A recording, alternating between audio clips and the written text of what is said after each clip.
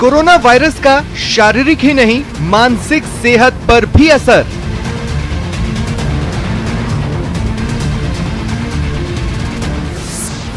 Corona से जीने के तरीके में आया बदलाव, दिमागी स्थिरता हुई प्रभावित।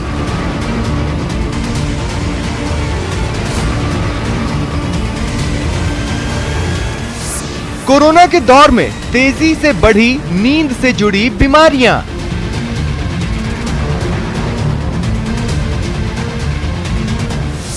कोरोना से रिकवर हुए कुछ मरीजों में नींद को लेकर परेशानी।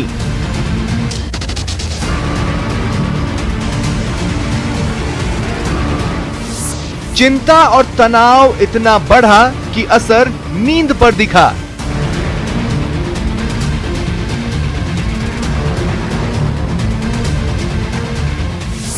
करीब 40% लोगों ने कोरोना के बाद नींद की समस्या महसूस की।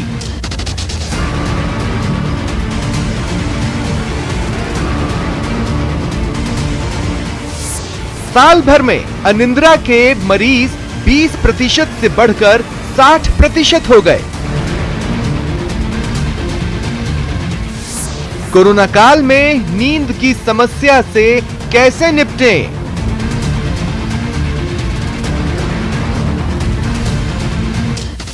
कोरोना काल में नींद का अकाल।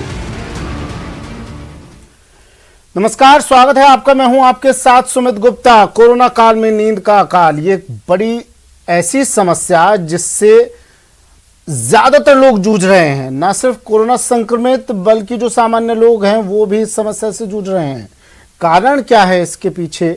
समस्या आखिर कितनी बड़ी है ये, और इस समस्या से किस तरह निजात पाया जा सकता है?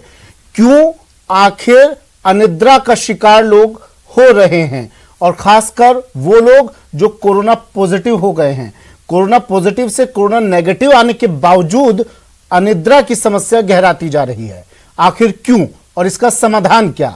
हमारे साथ हमारे मेहमान जुड़े हैं, उनसे बात करेंगे और जानने की कोशिश करेंगे कि किस तरह से इस समस्या को दूर किया जा सकता है। Doctor Rohit Garg senior consultant है, साइकेट्रिस्ट है। डॉक्टर रोहित, आपका स्वागत है न्यूज 18 राजस्थान पर सर।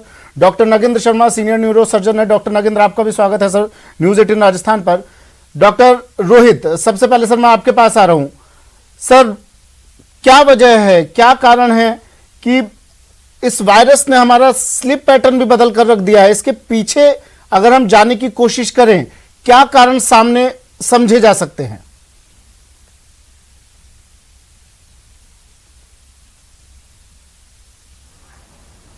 कनेक्टेड होते हैं। तो ये सिर्फ एक वायरल इन्फेक्शन की वजह से नहीं, अगर हमारे को कोई बुखार हो जाता है या हमारे को कोई ब्लड प्रेशर बढ़ जाता है या डायबिटीज होती है तो भी हमारे को नींद की प्रॉब्लम्स आती हैं।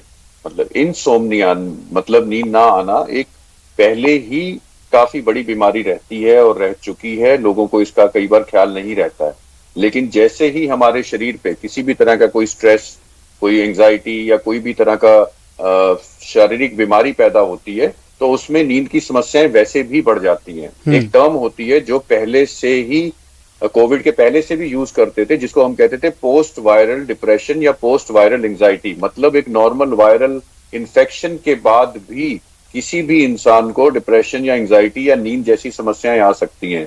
अब कोविड की वजह से वैसे भी इतना सारा भय पैदा हुआ है, फियर पैदा हुआ है कि जिन लोगों को कोविड हुआ है उनको तो एंजाइटी डिप्रेशन हो ही रहा है, बट जिन लोगों को कोविड नहीं हुआ उनको भी एंजाइटी और फियर और समस्याएं और डर भय पैदा हो जाता है। अब जो भी डर होता है, या एंजाइटी होती है या डिप्रेशन होता है, उन सब बीमारियों का सबसे पहला सिम्टम होता है नींद कम हो जाना, या सुबह उठ के फ्रेश महसूस ना होना, या बार बार नींद टूटते रहना, या नींद आने में दिक्कत होना। तो ये जो नींद की समस्याएं हैं, ये सबसे पहला सिम्टम होता है किसी भी मानसिक बीमारी का, जिसको कि डिप्रेशन कह लो, एंजाइटी कह लो, फियर कह लो, समस्याएं कह लो। कोविड के अंदर आपके शरीर के अंदर इतने सारे इन्फ्लेमेटरी रिस्पॉन्सेज आ रहे हैं, आपको बुखार बहुत तेज आ रहा है, आपकी ऑक्सीजन की कमी हो जा रही है। इन सब चीजों की वजह से शरीर के ऊपर जो प्रभाव पड़ता है, स्ट्रेस पड़ता है, अलॉन्ग विद द मेडिकेशन, जो हम दवाइयां भी इस्तेमाल करते हैं कोविड के ट्रीटमेंट की वजह से, उसके ऊपर, उसकी वजह से जो शरीर के ऊपर स्ट्रेस पड़ता है, तो ब्रेन के अंदर कुछ न्यूरोट्रांसमीटर्स और प्रोटीन्स होते हैं जो हमारी नींद को कंट्रोल करते हैं, जिसको कि मेलाटोनिन कहा जाता है, सेरोटोनिन कहा जाता है।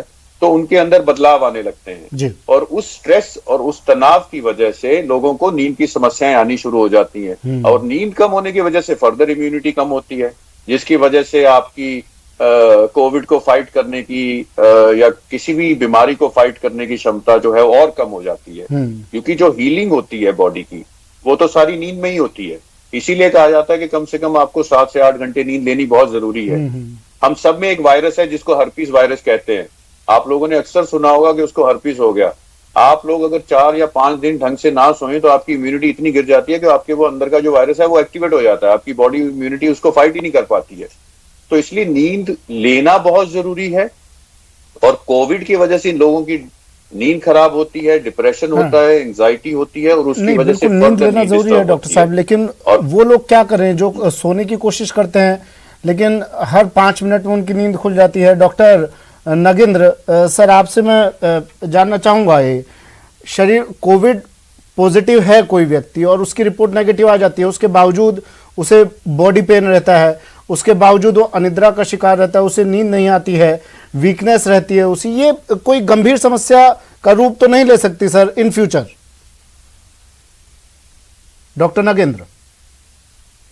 अभी डॉक्टर ने समझाया कि हमारे शरीर में न्यूरोट्रांसमीटर्स जो हैं, जिसे मेन न्यूरोट्रांसमीटर सेरोटोनिन और मेलाटोनिन होते हैं, लेकिन कोविड जो है पोस्ट कोविड जो ब्रेन में इफेक्ट करती है, इससे 2 विशेष न्यूरोट्रांसमीटर सीक्रेट होते हैं। They are called the negative neurotransmitter of the brain.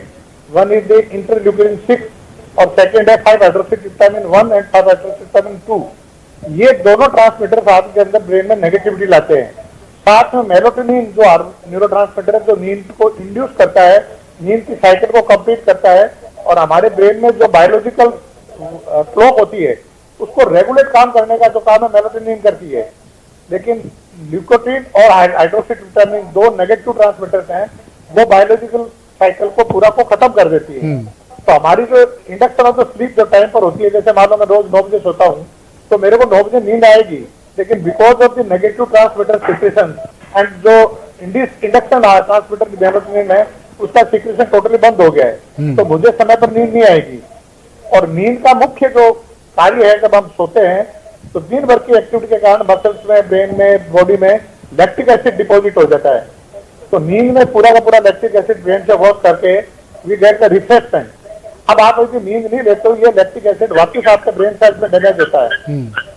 तो ऐसे वक्त में यदि नींद नहीं लेंगे तो लैक्टिक एसिड जो कि हमारे ब्रेन सेल को इसे क्या एक डिप्रेशन की स्टेट समझा जा सकता है क्या? ऐसे ये धीरे धीरे ये स्टेज परसिस्ट करती है 5 दिन 10 दिन, तो धीरे धीरे आदमी एंग्जाइटी न्यूरोसिस से डिप्रेशन में चला जाएगा। इसलिए इस स्टेज में जब वो कोरोना का पीड़ित हो गया लेकिन रिपोर्ट नेगेटिव आ गया है, न्यूरोट्रांसमीटर्स उसके सीक्रेशन बंद हो गए हैं, पेशेंट का दिन भर थकान, शरीर का टूटना, पोस्ट कोविड सिम्टम बराबर चलते हैं। और कोविड ने जो ब्रेन को डैमेज किया है, जो ब्रेन साइकिल बायोलॉजिकल साइकिल को डिस्टर्ब कर दिया because of the internal neurotransmitter secretion हैं। बट ग्रेजुअली जैसे जैसे कोरोना ठीक होता है और लैक्टिक एसिड का सीक्रेशन जो दिन भर में हुआ और उसका वार्ताव ठीक होता है और वापिस नेगेटिव न्यूरोट्रांसमीटर्स IL-6 और 5-हाइड्रोक्सीट्रिप्टामिन 1, 5-हाइड्रोक्सीट्रिप्टामिन 2 ये दोनों सीक्रेट बंद हो जाते हैं, तो वापिस मेलाटोनिन की साइकिल रिसाइकिल हो जाती है और आदमी को वापिस नींद आने लग जाती है। ठीक है। लेकिन इस स्टेज में यदि नेगेटिविटी घेर लेती है मनुष्य को, तो वो डिप्रेशन में चला जाता है और हो सकता है कि उसके अंदर और बहुत सारी मानसिक विकृतियां भी पैदा हो सकती है। ठीक है। इस स्टेज पर मरीज का ध्यान रखना बहुत जरूरी है। डॉक्टर रोहित, देखिए मानसिक चिकित्सा क्षेत्र में से कोरोना स्मनिया या कोविड सोमनिया जैसे टर्म दिए गए हैं, नाम दिए गए हैं। अब ये नाम आप किसी पेशेंट को बताते हैं तो आधा तो वैसे ही नेगेटिव हो जाएगा, पॉजिटिव होने की जगह नेगेटिव हो जाएगा, वो मन से, दिमाग से। तो देखिए, ये जो कोविड से रिलेटेड बहुत सारी ऐसी बातें हैं या मिथ्स हैं जो लोगों के मन में पैदा हो गई है। जहां तक कि हम देखें, जो भी चीजें थी ट्रीटमेंट से लेके बहुत सारी भय, बहुत सारी चिंताएं पैदा हो गई थी हमारे परिवारों में कि भाई ट्रीटमेंट मिलेगा भी या नहीं मिलेगा। हर एक इंसान, हमने ऐसे ऐसे केसेस देखे हैं कि जो कि कोविड की वजह से या कोरोना की वजह से इतनी बार हाथ धोते रहे कि उनकी स्किन उतरने जैसी हो गई, क्योंकि उनके मन में डर था कि कहीं कोविड तो नहीं हो जाएगा। तो डर और जो भय है वो सिर्फ कोविड को नहीं, अगर किसी भी चीज को लेके इंसान के मन में पैदा होगा तो वो आपके नींद को ही नहीं, आपकी ब्लड प्रेशर को, आपकी शुगर को, आपकी इम्यूनिटी को, किसी भी चीज को अफेक्ट करेगा ही करेगा। अब अगर आपको भय के कारण नींद नहीं आ रही है, अच्छा, इसके तो पीछे आपको अपने भय को डॉक्टर address- रोहित, इसके पीछे एक कारण क्या ये भी माना जा सकता है?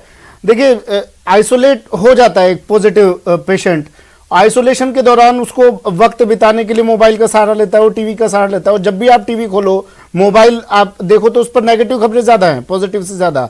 क्या ये भी एक बड़ा कारण है नींद ना आने के पीछे? आपने बहुत सही ये सवाल पूछा है। हमारे पास कुछ केस ऐसे आए जो जिंदगी में कभी भी अपने परिवार से अलग नहीं रहे, ना हॉस्टल में गए, ना कभी बाहर अकेले ट्रैवल किए। उनको और चीजें छोड़िए, सिर्फ 14 दिन अलग रहने की वजह से इतना ज्यादा तनाव पैदा हो गया, इतना ज्यादा स्ट्रेस पैदा हो गया, उनको सेपरेशन एंजाइटी होने लगी कि भाई मैं अपने परिवार से अलग रह रहा हूं, अगर मुझे कुछ दिक्कत आई तो मैं कैसे हेल्प लूंगा, कैसे क्या करूंगा। एंड ऑब्वियसली जितना ज्यादा नेगेटिव न्यूज या नेगेटिव इन्फ्लुएंसेस हमारे को होंगे वो हमारे माइंड को अफेक्ट करते ही करते हैं। आप कोविड छोड़िए, आप किसी इंसान को अकेले रहने के लिए 14 दिन के लिए कमरे में छोड़ दीजिए, तो उसको भी एंजाइटी शुरू हो जाएगी, उसको भी स्ट्रेस आना शुरू हो जाएगा, क्योंकि वहां पे ना कोई बात करने वाला है, ना कोई इंसान आपको देखने वाला है। और बहुत सारे लोगों ने आके ये भी हमें बताया कि आइसोलेशन के अंदर जो स्टाफ था, जो वार्ड था, या जो नर्सेज थी, या वो भी, I am sure we are not blaming them, उनके ऊपर भी काम का बहुत स्ट्रेस था, बट वो भी कोई बहुत ज्यादा ख्याल नहीं रख पा रहे थे उन मरीजों को, या उनका सांत्वना नहीं दे पा रहे थे। हमने बहुत सारे ऐसे वीडियोस देखे जहां पे लोगों को रख के डॉक्टर्स डांस कर रहे हैं, गाना गा रहे हैं, just to motivate them, just to give them a homely feeling. But ये सब चीजें नहीं हो पाई हैं। तो आइसोलेशन सिर्फ कोविड में नहीं, आइसोलेशन इन जनरल भी आपके अंदर एंजाइटी, डर, समस्या, भय पैदा करता है। आप अकेले सड़क पे जा रहे हो, रात का समय हो, आपको वैसी एंजाइटी होनी शुरू हो जाती है। लेकिन अगर आप 4 लोग सड़क पे अंधेरे में अकेले जा रहे हो तो एंजाइटी नहीं होती है। तो अकेलापन तो वैसे भी एक मानसिक बीमारी, चाहे वो डिप्रेशन, एंजाइटी, नींद की समस्या हो, उनको बढ़ाता ही बढ़ाता है। डॉक्टर नगेंद्र, देखिए, रिकवरी हो गई है किसी पॉजिटिव पेशेंट की, लेकिन फिर भी उसे सांस लेने में तकलीफ हो रही है। ये एक कारण तो डॉक्टर रोहित ने बताया कि सोशल मीडिया की वजह से भी आजकल लोग इतना पजल्ड हैं, टेंशन में रहने लगे हैं। लेकिन एक दूसरा पहलू ये भी जानना चाह रहा हूँ सर मैं आपसे, डॉक्टर नगेंद्र, सांस लेने में तकलीफ हो रही है तो उस वजह से भी लोग अनिद्रा का शिकार हो रहे हैं, नींद नहीं ले पा रहे हैं, स्लीपिंग पैटर्न उनका पूरी तरह से बदल गया है। अब सांस लेने में तकलीफ है, ये भी कोरोना का एक बड़ा लक्षण है। इसको कैसे चेक करें, कैसे इसे दूर करें? देखिए, जब कोरोना शुरू होता है पेशेंट को, तो हर मरीज को सबसे पहले यही सिम्टम बताया जाता है कि आप एक अपना टेम्परेचर पर बराबर ध्यान रखिए और एक पल्स ऑक्सीमीटर पर बराबर ध्यान रखिए कि आपका ऑक्सीजन सैचुरेशन बराबर। पल्स ऑक्सीमीटर के बारे में बता दीजिए, क्योंकि कई लोग ये पूछ रहे हैं कि पल्स ऑक्सीमीटर कौन सा रिलायबल है, किस पर विश्वास किया जाए। मार्केट में ज्यादातर चाइनीज पल्स ऑक्सीमीटर है, एक पल्स ऑक्सीमीटर से चेक किया तो दूसरा मेजरमेंट आता है, दूसरे से चेक किया तो तीसरा आता है। किस पर विश्वास किया जाए सर? आपकी बात सही है, ये मेरे साथ खुद के साथ बीता है। मैं भी 1 महीने तक सफर रहा हूँ और आइसोलेशन रहा, तो पल्स ऑक्सीमीटर वेरिएशन बता रहे हैं। लेकिन मैं ये कहना चाह रहा हूँ कि मरीज को जब 14 दिन ये हिदायत दी जाती है कि आपका ध्यान पल्स ऑक्सीमीटर और सांस के ऊपर रहना चाहिए, तो उसकी एक साइकोलॉजी बन जाती है कि मेरा सांस ही मेरी बीमारी के ठीक होने या बीमार बिगड़ने का लक्षण है। इसलिए ठीक होने के बाद जो रिपोर्ट नेगेटिव आ गई है वो नॉर्मल हो रहा है, फिर उसके दिमाग में साइकोलॉजी बैठ गई कि सांस में तकलीफ हुई मतलब मेरे वापिस कोरोना हो रहा है। जबकि हमें मरीज को रीएश्योरेंस करना पड़ेगा कि एक बार आपका सीटी स्कैन में स्कोर नॉर्मल आ गया है, आपके इन्फ्लेमेटरी मार्कर्स नॉर्मल आ गए हैं, आपकी कोविड नेगेटिव आ गया है, अब जो सांस की तकलीफ हो रही है वो आपकी मानसिक भय के कारण हो रहा है। आप इसकी चिंता नहीं करिए, थोड़ा आप दवा कर लीजिए और आप कोरोना की वजह से सांस में तकलीफ नहीं है, ये मरीज को साइकोलॉजिकल रीएश्योर करना पड़ेगा हमारे को। नहीं तो वो 14 दिन का आइसोलेशन प्लस एक चीज पे चिड़िया की आंख की तरह बता दिया कि आपको ये ध्यान रखना कि आप वहाँ सांस में तकलीफ है तो हमें रिपोर्ट करिए, तो वो साइकोलॉजी पेशेंट की बनी रहती है। जबकि हमें मरीज को साइकोलॉजिकल रीएश्योर करना है कि नहीं, अब ये जो सांस में तकलीफ है ये आपकी कोरोना की वजह से नहीं है, भूल जाइए इसको। आपका पल्स ऑक्सीमीटर पर मत देखिए, लेकिन धीरे धीरे धीरे उसको ब्रीदिंग एक्सरसाइज करवाना, मेडिटेशन करवाना, साइकोलॉजिकल रीएश्योर करवाना, उसके एक पॉजिटिव एटमॉस्फेयर देना। घर वालों को बार बार उससे जब आइसोलेशन खत्म हो गया है तो उसको एक साइकोलॉजिकल एटमॉस्फेयर, पॉजिटिव एटमॉस्फेयर दे। तो धीरे धीरे with in sir doctor Nagendra, आज सपोज कीजिए मेरे पास पल्स ऑक्सीमीटर नहीं है और मेरा ऑक्सीजन लेवल कम हो रहा है, तो क्या इसका भी कोई सिग्नल मिलता है क्या? कैसे पता करें कि ऑक्सीजन लेवल कम हो रहा है? शुरुआती कोई सिग्नल मिलता है इसका? मिलेगा। आप अपने इतना जरूर ध्यान रखिए कि आप अपने पल्स को काउंट कर सकते हैं। जब आपका हाइपोक्सिया होगा यानी ब्लड सैचुरेशन कम होगा तो आपकी पल्स रेट बढ़ती जाएगी। यदि आपके पास पल्स ऑक्सीमीटर नहीं है तो आप अपने पल्स को काउंट कर सकते हैं। यदि नॉर्मल 60 to 90 तक है जब तो आप चिंता नहीं करिए, लेकिन आपके पल्स मान लो 110, 120 जा रही है तो इंडिकेट करती है कि आपके अंदर जो है सैचुरेशन ऑक्सीजन की कमी हो रही है। ये सिंपल है, इस चीज को आप ध्यान रखिए। अब पल्स ऑक्सीमीटर है तो बहुत अच्छे है, नहीं तो पल्स पे आपको ध्यान रखना पड़ेगा। और एक बार यदि कोरोना नेगेटिव आ गए और आपके सब इंप्लीमेंट नॉर्मल हो गए हैं तो आप नहीं तो पल्स को गिनिए, नहीं आप सैचुरेशन को देखिए। आप अपने रिलेटिव घर वालों के साथ, अपने फ्रेंड के साथ बैठ करके, अपने घर के मेंबर के साथ बैठ के अपना पॉजिटिव वातावरण में आप रह करके अपने को साइकोलॉजिकली बूस्टअप करिए। धीरे धीरे ग्रेजुअली डाइट और अच्छी मेडिटेशन और रेस्पिरेटरी एक्सरसाइज के साथ आप रहिए। विद इन 10 डेज में आपकी सब चीजें रिकवर हो जाएगी, सब ठीक हो जाएगी और आपको बहुत बड़ा जल्दी आराम मिल जाएगा। इससे ज्यादा घबराने की जरूरत नहीं है। ठीक है डॉक्टर रोहित बाहर निकलाएंगे जी। डॉक्टर रोहित, एक स्टडी की गई है, द लेसेंट न्यूरोलॉजी की एक स्टडी है ये, जिसमें सर कहा गया है 35 साल या उससे ज्यादा की उम्र के लोगों पर स्टडी की गई है, जिसमें 35% लोगों में जनरल एंजाइटी और 20% में डिप्रेशन मिला है और 18% में खराब नींद के लक्षण पाए गए हैं। और इसका प्रमुख कारण सिर्फ और सिर्फ चिंता, दूसरे लोगों को देखना कि हर वक्त हम सैनिटाइज कर रहे हैं, हर वक्त चेहरे पर मास्क है, सोशल डिस्टेंसिंग बना के रखनी है, 24 घंटे ये चीजें दिमाग में दौड़ रही है, तो ये भी एक एंजाइटी का कारण बन रहा है सर। देखिए, सबसे पहले मैं आप लोगों को ये बताना चाहूंगा कि एंजाइटी है क्या। एंजाइटी का मतलब होता है कि ओवर थिंकिंग, ज्यादा सोचना, ज्यादा फिक्र करना या फॉल्स फियर पैदा होना, इसी को हम लोग एंजाइटी कहते हैं। तो डेफिनेटली अगर एक थॉट हमारे मन में बार बार घूमता रहेगा, कोरोना तो नहीं हो जाएगा, या हमारे परिवार वालों को तो नहीं हो जाएगा, या कोरोना होने के बाद हेल्प मिलेगी या नहीं मिलेगी, बार बार किसी से हाथ मिला भी लिया या दूर से भी बात कर ली तो मन में थॉट आने लगता है कि कोई वायरस ट्रांसमिट तो नहीं हो गया है। तो जितनी भी ये चीजें हैं, ये एक्सेसिव थिंकिंग, एक्सेसिव वरी में काउंट होती हैं और इसकी वजह से मन के अंदर, एक बॉडी के अंदर एक तनाव पैदा शुरू हो जाता है और एक बर्नआउट मैकेनिज्म शुरू हो जाता है। और उसकी वजह से ब्रेन में जो हैप्पी हार्मोन जो हमारा होता है, सेरोटोनिन, जो एंजाइटी को कंट्रोल करता है, उसकी डेफिशिएंसी होनी शुरू हो जाती है। मेरे दिमाग में एक बार आया कि हाथ गंदे तो नहीं है, जबकि मैंने साफ कर लिए, लेकिन वही विचार मेरे मन में बार बार घूमता है, तो होना क्या लगता है कि मरीज को एंजाइटी होनी शुरू हो जाती है। और फाइनली वो क्या करता है, वो जाके अपना हाथ धोना शुरू कर देता है। 5 मिनट बाद फिर विचार आता है, फिर बार बार घूमता है और फिर वो हाथ धोना शुरू कर देता है। तो अगर हम उस विचार को रोक नहीं पाते हैं या अपने माइंड को डिस्ट्रैक्ट नहीं कर पाते हैं या पॉजिटिव थिंकिंग नहीं ला पाते हैं, तो रेपिटेटिवनेस की वजह से वो एक स्ट्रेस का कारण बन जाता है। आप अपनी गाड़ी लॉक करके आए, बाहर अंदर आके लगा कि खुली तो नहीं है, बाहर जाके बार बार चेक करेंगे तो उसमें भी थकावट महसूस होनी शुरू हो जाएगी आपको। तो मन के अंदर जब भी कोई नेगेटिव थॉट, रेपिटेटिवनेस आएगा और लॉजिक उसमें नहीं आएगा, तो वो एंजाइटी पैदा शुरू कर ही देता है। और ये बात बिल्कुल सही है, WHO ने भी पहले कह रखा है कि हर चौथे 5वें इंसान को माइल्ड एंजाइटी या depressive symptoms in general life में चलते हैं। लेकिन जब भी कोई स्ट्रेसफुल सिचुएशन पैदा होती है, चाहे वो कोविड हो, एंजाइटी हो, आपको पता होना चाहिए कि 60% डायबिटीज के लोगों को डिप्रेशन या एंजाइटी जिंदगी में एक बार होती है। अबाउट 70% थायराइड के लोगों को जिंदगी में एक बार एंजाइटी, डिप्रेशन होता ही होता है।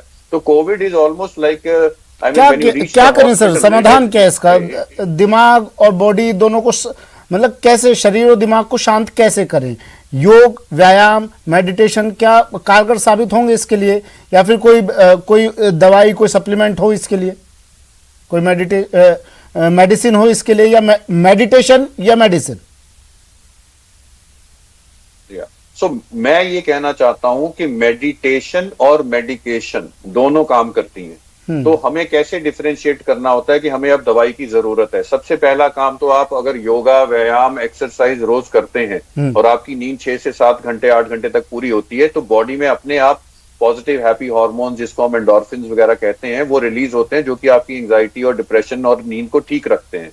तो अगर आप आधा घंटा, पौना घंटा रोज अपने आप को, अपनी लाइफ को, अपनी हेल्थ को देंगे, तो डेफिनेटली ये आपकी अंदर एक दवाई का ही काम करेंगे और आपको डिप्रेशन, एंजाइटी और नींद जैसी मानसिक बीमारियों से बचाएंगे। नंबर 2, आपको ये कैसे पता चले कि अब दवाई खाने की जरूरत है। अब मान लीजिए आप ये सारी चीजें कर रहे हैं, फिर भी आपकी जिंदगी में प्रभाव पड़ रहा है, फिर भी आप जो है नींद नहीं आ रही है, आपके मन में चिड़चिड़ापन शुरू हो गया है, आपके अंदर जो चीजें आप पहले एंजॉय करते थे, टीवी देखना, लोगों से बात करना, मन खुश रहता था, एनर्जी रहती थी, वो अब नहीं रह रहा है। और कम से कम लगातार 2 हफ्ते तक, ये बहुत जरूरी है, कम से कम लगातार 2 हफ्ते तक अगर ऐसा हो रहा है, in spite of you doing exercises वगैरह करने के बावजूद भी, तो इसका मतलब आपको किसी मानसिक चिकित्सक से सलाह लेनी चाहिए। इसके अंदर ये बिल्कुल नहीं सोचना चाहिए कि मैं कोई पागल नहीं हूं, मैं दिमाग के डॉक्टर के पास क्यों जा रहा हूं या किस लिए जा रहा हूं, क्योंकि ये सब बीमारियां, मन की बीमारियां भी एक फिजिकल हेल्थ की तरह ही है, किसी डायबिटीज, हाइपरटेंशन की तरह ही है। तो अगर आपको 14 दिन से ज्यादा ये सिम्टम्स आ रहे हो, आपको रोना आने लग जाए, आप चिड़चिड़ापन हो रहे हो, आपके बिहेवियर में टोटल तब्दीली आ गई, आप अपने घर वालों को देख रहे हो कि क्या हो गया इसमें। बिल्कुल। ये तो डॉक्टर नगेंद्र, क्या ये स्लीपिंग डिसऑर्डर का सीधा संबंध, अगर हम जानना चाहें, हाई ब्लड प्रेशर या फिर डायबिटीज जैसी बीमारियों से भी हो सकता है क्या सर? ये डायबिटीज, ब्लड प्रेशर जो भी बीमारियां हैं, ये नॉन कोविड पेशेंट है जिसको कभी कोई तरह की बीमारी नहीं है, तो उसमें तो ये एंजाइटी का कारण नहीं होता है, क्योंकि वो दवाइयों से अपना कंट्रोल किए हुआ है। लेकिन एक तो कोविड का पेशेंट बन गया है, उसके अंदर ऑलरेडी एक नेगेटिविटी दिमाग में, प्लस नेगेटिव न्यूरोट्रांसमीटर्स ब्रेन में आ गए हैं, ऊपर से एड ऑन का काम करते हैं ये। क्योंकि सबसे ज्यादा देखा गया है कि कोविड काल में मरीजों की शुगर 300, 400, 500 तक चली गई। एक मरीज जिसकी वेल कंट्रोल ब्लड शुगर की दवाइयों से वो अब कंट्रोल नहीं हो रही है, तो पेशेंट को एंजाइटी और बहुत बड़ा फियर पैदा हो जाता है, क्या ये डायबिटीज या ब्लड प्रेशर जो बढ़ गया है मेरी जान के लिए खतरा पैदा कर देगा। तो ब्लड प्रेशर और शुगर का कोरोना काल में या कोविड काल में बढ़ना डेफिनेटली इंसोम्निया पैदा करता है, मरीज में अनिद्रा पैदा करता है, और इसका मुख्य कारण उसके अंदर होने वाले साइकोलॉजिकल फियर है। ठीक है, जैसा अभी डॉक्टर साहब ने बताया कि भाई हमारे को मेडिकेशन और मेडिकेशन के बावजूद भी, मेडिकेशन और मेडिकेशन दोनों चीजें हमारी ब्लड प्रेशर को भी कंट्रोल करेगी, शुगर को भी कंट्रोल करेगी, और नेगेटिव हार्मोन जैसा एंडोर्फिन हार्मोन हमारे, ठीक है सर, पॉजिटिव हार्मोन है, ठीक है सर। समस्या ये भी है सर कि ज्यादा वक्त तक लोग, लंबे वक्त तक लोग अकेले रह रहे हैं, उस वजह से भी चिड़चिड़ापन हो जाता है, जिस वजह से समस्या आ रही है, नींद नहीं आती है, चिड़चिड़ापन लोगों में हो जाता है, उस वजह से भी ये समस्या दिखाई दे रही है। समाधान सिर्फ एक ही है, परिवार के लोगों से बात करें और कम से कम हो सके तो अकेला जितना हो सके कम रहें। आप दोनों का शुक्रिया हमारे साथ जुड़ने के लिए। लेकिन सवाल यही कि कोरोना काल में वो नींद कहां चले गई, मेडिटेशन, योगा कितना सहायक, और डॉक्टर हमारे साथ विशेषज्ञ जुड़े, बता रहे थे, बताया उन्होंने समाधान इसका कि आप योगा करें, मेडिटेशन करें और हेल्दी डाइट इसका सिर्फ एक समाधान है। फिलहाल इतना ही, दीजिए इजाजत, नमस्कार।